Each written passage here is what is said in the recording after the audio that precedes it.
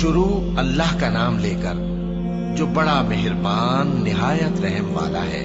ان فرشتوں کی قسم جو ڈوب کر کافروں کی جان کھینچ لیتے ہیں، اور ان کی جو مومنوں کی جان آسانی سے نکالتے ہیں، اور ان کی جو تیرتے ہوئے جاتے ہیں پھر لپک کر آگے بڑھتے ہیں۔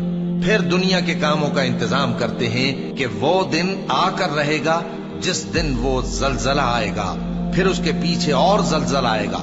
اس دن لوگوں کے دل خوف زدہ ہوں گے اور آنکھیں جھکی ہوئی۔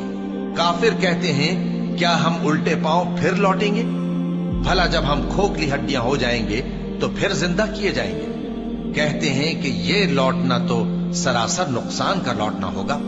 تو بس وہ ایک ڈانٹ ہوگی، اس وقت وہ سب میدان حشر میں آ جمع ہوں گے۔ بھلا تم کو موسیٰ کی حکایت پہنچی ہے جب ان کے پروردگار نے ان کو پاک میدان یعنی طویٰ میں پکارا اور حکم دیا کہ فرعون کے پاس جاؤ کہ وہ سرکش ہو رہا ہے، پھر اس سے کہو کہ کیا تو چاہتا ہے کہ پاک ہو جائے اور میں تجھے تیرے پروردگار کا رستہ بتاؤں تاکہ تجھ کو خوف پیدا ہو؟ غرض انہوں نے اس کو بہت بڑی نشانی دکھائی مگر اس نے جھٹلایا اور نہ مانا۔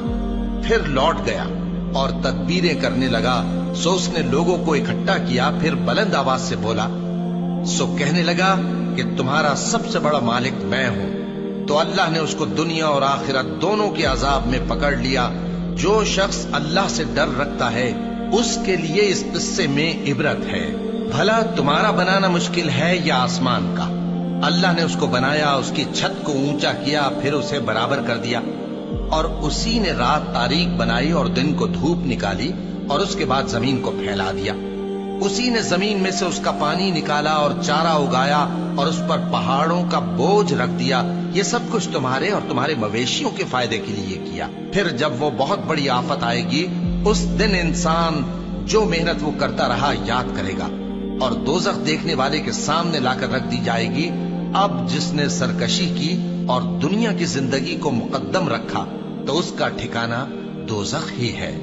اور جو اپنے پروردگار کے سامنے کھڑے ہونے سے ڈرتا اور نفس کو بیجا خواہشوں سے روکتا رہا تو اس کا ٹھکانہ بہشت ہی ہے۔ اے پیغمبر صلی اللہ علیہ وآلہ وسلم، لوگ تم سے قیامت کے بارے میں پوچھتے ہیں کہ اس کی آمد کب ہے، سو تم اس کے ذکر کی طرف سے کس فکر میں ہو؟ اس کا منتہا یعنی واقع ہونے کا وقت تمہارے پروردگار ہی کو معلوم ہے۔ جو شخص اس سے ڈر رکھتا ہے تم تو اسی کو ڈر سنانے والے ہو۔